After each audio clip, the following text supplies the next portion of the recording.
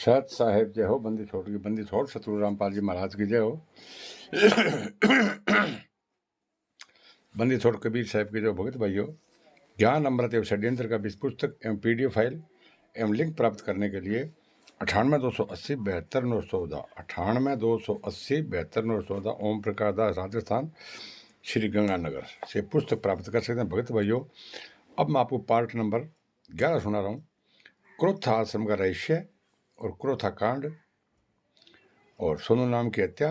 गुरुजी 22 महीने में सजा काटी और 2008 में बाहर आया। तो अब मैं आपको ये सुना रहा हूँ भगत भाइयों, पार्ट नंबर 12 है। जो ऐसा बोलेंगे तो धर्मराय के दरबार में अपना लेखा जोखा में वीडियो चालू कर देंगे कि देखो यहाँ पुण्य आत्माएं आपको सावधान कर रहा था, सतर्क कर रहा था, मगर आपने उसकी एक न मानी, एक न सुनी। तो भगत भाइयों, हम तो समझा रहे हैं फिर भी ये मान नहीं रहे हैं।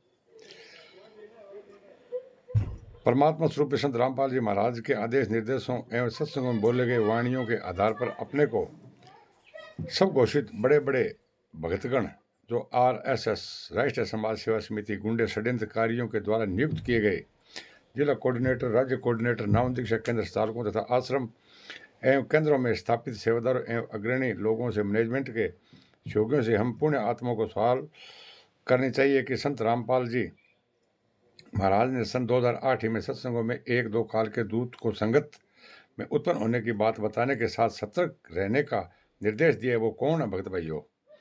वह दो काल के दूत कौन है जो 2008 में संगत के बीच उत्पन्न हो चुके हैं? नाम दीक्षक केंद्र संचालक, जिला कोऑर्डिनेटर था इनके सहयोगियों जो फर्जी केंद्र खोलकर फर्जीवाड़ा हेतु बैठे हैं, उनसे प्रश्न करो, पूछे सही उत्तर उन दो दूतों के बारे में जानने का प्रयास करो। यदि ये कोऑर्डिनेटर एवं संचालक या उनके सहयोगी गुरुद्रोहियों के संबंध में बताकर संतुष्ट करना चाहे, जैसे बोल देगा संजय पवन, तो भगत भाइयों उन लोगों ने नाम 13 में लिया 2013 में, ठीक है ना। गुरुद्रोहियों के संबंध में बताकर संतुष्ट करना चाहे तो आप स्वयं पुनः प्रश्न करो कि गुरुद्रोही तो सन 2014 के बाद घोषित किया गया है। संजय पवन को अपना प्रश्न 2008 ही में उत्पन्न उन दो काल के दूतों के बारे में जानने का है जो संत रामपाल जी महाराज ने 2008 में सत्संग में कहा था कि ये काल के दूत है। वो कौन है? संजय पवन को 14 के बाद में किया भगत भाइयों। यदि कोऑर्डिनेटर एवं संचालक तथा उनके सहयोगी उक्त प्रश्न का संतुष्ट जवाब नहीं देते हैं और डराते धमकाते हैं और तो ऐसे नाम दीक्षा केंद्रों का बहिष्कार करो, वहाँ पर मत जाओ भगत भाइयों, सब फर्जी है ये।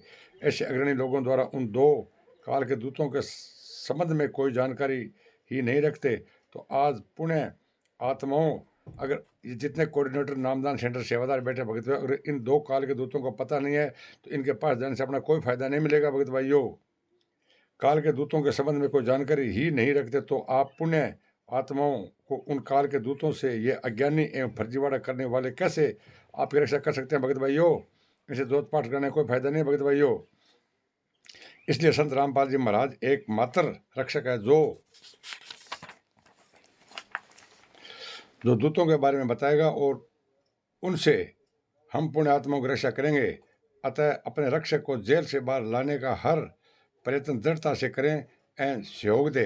तो भगत भाइयों, RSS के गुंडों ने आगे की तैयारी और कर ली। सन 13 के अंदर भी इन लोगों ने कांड कराया था भगत भाइयों और 14 के अंदर इन लोगों ने 5 में अंदर एक बच्चे की हत्या की थी। और अब मैं आपको पार्ट नंबर 13 के अंदर मैं आपको आगे और सुनाऊंगा कि काल के दूत कौन थे। और आप मतलब पार्ट टू पार्ट नंबर 1 से लेकर ये 13, 14, 15 तक सुनते रहना। आपको एक एक एक एक चीज़ क्लियर हो जाएगी भगत भाइयों। मैंने 29 FIR नंबर 429/14, 430/14, 443, 26, 23, 28, 29, 30, ये भगत भाइयों 28 मैंने सारी इसके अंदर मैंने डाल दिया, लेकिन पार्ट टू पार्ट सुनना भगत भाइयों। इन मैनेजमेंट का साथ छोड़ दो, सच्चाई का साथ दो। सत साहिब जय हो। बंदी छोड़ के बंदी छोड़। सतगुरु रामपाल जी महाराज की जय हो। सत साहिब।